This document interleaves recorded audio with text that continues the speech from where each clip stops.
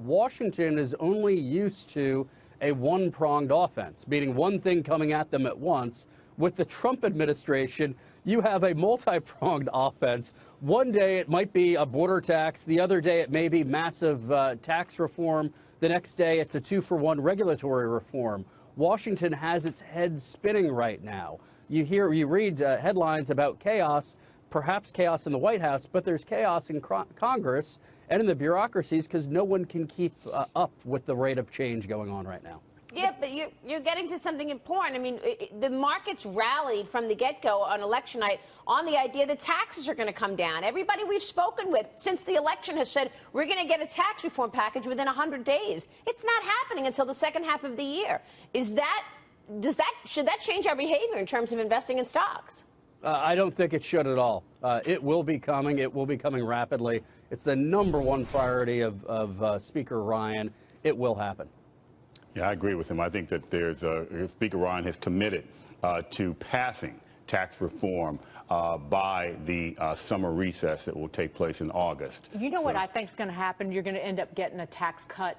You're going to get a tax cut for individuals, and then the reform will come later, that they're going to have to do something because this border adjustment tax is becoming a bigger and bigger hurdle for getting a package I see why, done. too, because, you know, like you said, that's why the markets were doing so well. People were excited about policies like that, and the only thing that's really been mentioned or been put into place is that increase. A guy from the Club for Growth is quoted in the Journal saying every time somebody buys something at Walmart or Target or fills up their car with gas, they're going to get hit pretty hard with this thing. Yeah. I don't think that's what the voters signed up for in November, talking about the border adjustment tax. And they didn't. We didn't even hear about a border adjustment tax during the campaign. Right. I mean, you're a business guy. What do you think? I mean, does a border adjustment tax make things more expensive?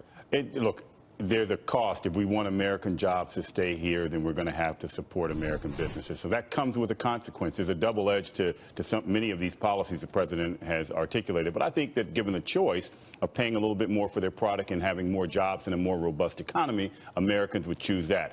I do think that we're going to see tax reform and a reduction in personal income taxes and corporate taxes before the summer recess. The rest of this, you're right, will probably go on through the rest of the year. But I think Americans are at a point where they want to support American businesses, American jobs. That'll bring us back to where we were in the 1980s when Reagan was Buy America.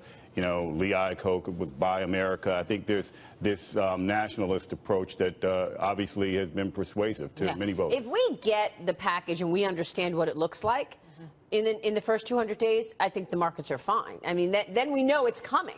But if the oxygen in the room keeps getting taken out by things like the border and Obamacare, it's just less certain. So he just needs his Treasury Secretary. If Congress can give him his Treasury Secretary, let's get to work. That's the whole thing. He's getting held up, Don. Even the travel ban. What was the focus of all the news coverage last night is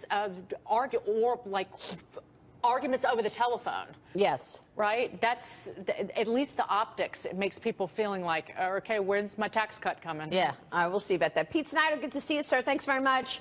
Thanks, Maria. We'll see you soon. Coming up, Homeland Security Chief John Kelly defended President Trump's travel order, but admits it could have been rolled out differently. What he said next. And then 4 more retailers dropping Ivanka Trump's fashion line, but her response to the news may surprise you. The picture she shared on social media. Back in a moment.